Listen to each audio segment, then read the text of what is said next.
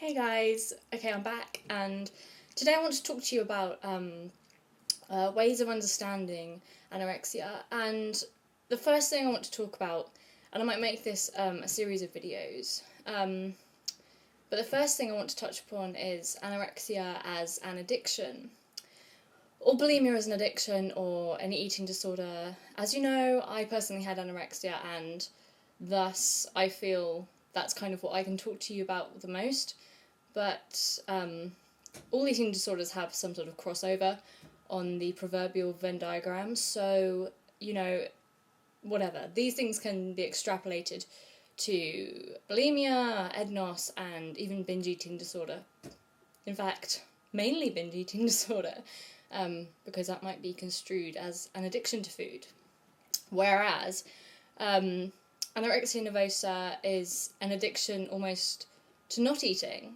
And yeah, this is where I'll begin. So when you start out, I know that sounds like a strange way of terming it, but when you start out with your eating disorder, it's like the beginning of something, and you want to see quite how far you can push yourself. And yes, at the beginning it isn't as addictive because you haven't reaped the rewards of super weight gain yet.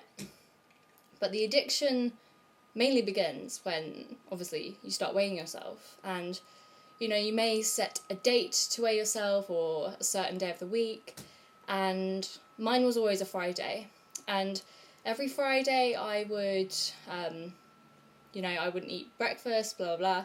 Then I'd weigh myself at about midday after I felt that my water retention might have gone down or something.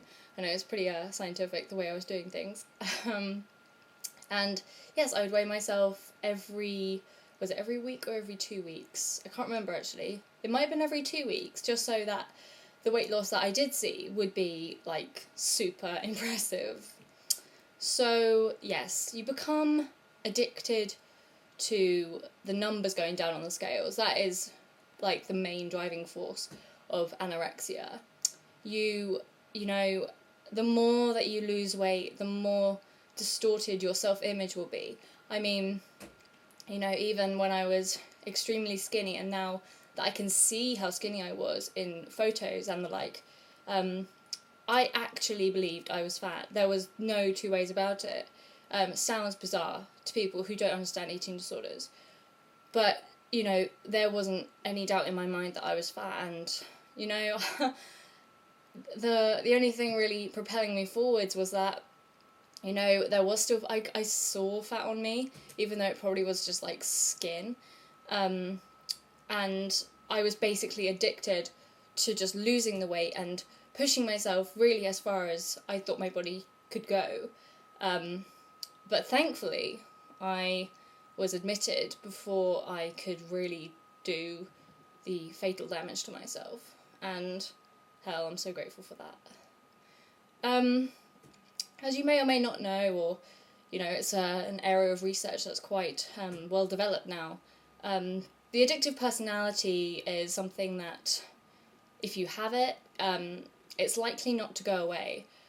So if you meet alcoholics, or if you've seen or heard things about drug addiction, you'll know that in rehabilitation for drug addicts, they will often offer a different stimulus for the drug addict to take instead of the drug, so that they can almost transfer the addiction from, say, heroin to long distance running or something like that. And I see it quite frequently with anorexia as well. And people who have had anorexia, they can become world-class athletes. They most commonly transfer the eating issue addiction to sort of exercise addiction, which isn't unhealthy unless you're kind of not eating as well. But yeah, you see it all the time, and in case studies of athletes, it's quite common to see that they've had a history of an eating disorder, and now they are focusing all their efforts on the running or the sprinting or whatever. It's about replacing the stimulus that you're hooked on. And you see it also with smokers. When smokers give up smoking, you might see, and it's quite common, that they will put on a lot of weight. Because once they were addicted to the cigarettes, they were smoking, they had something in their hands and putting it in their mouth, they stopped the smoking. They want to continue this sort of activity, this hand-mouth activity, and you see it a lot, and they will just become binge eaters. And yeah, you can just see how an addictive personality, it's like if you get rid of one addiction, you want to replace it with another addiction. And, you know, when I was in recovery from anorexia, I knew that I could no longer control myself with food and the numbers on the scales. So I became quite self-critical in other ways in which weren't necessarily detrimental to my health, but I think that it put me under a lot of pressure. And the addiction that you might say I was, suffering from was perfectionism. And yes, everything I did really did have to be perfect. And I'm talking mainly in academia here. If you saw my bedroom, you would think, oh my god, what, you're not a perfectionist. But yeah, everything had to be perfect. It was like, because my anorexia, I felt, was such a comment on my self-control, my ability to, just control myself and show that I was such like a good person for being able to live this seriously virtuous life as I thought it was perceived as. So being brilliant in academia was something that, I am good in academia if I am not trying that much, but I am brilliant in academia when I pound my ass for hours.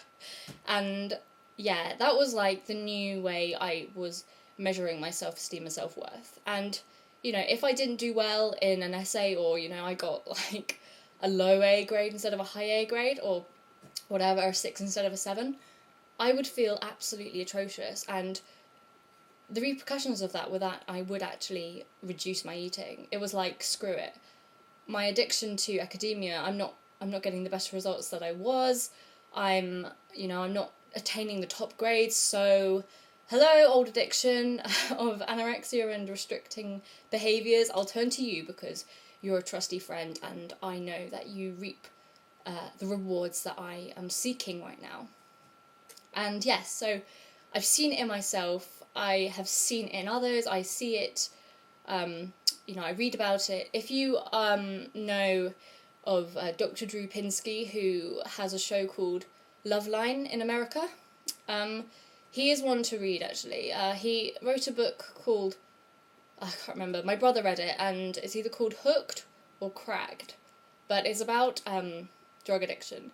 And my brother was telling me about this, and he was telling me all these things about addictive personalities and addictive behaviours, and it sounds an absolutely fantastic read, and the guy is a genius, honestly. So I highly recommend that book, although I haven't read it, but from what I've heard, it sounds like it casts a lot of light on this topic.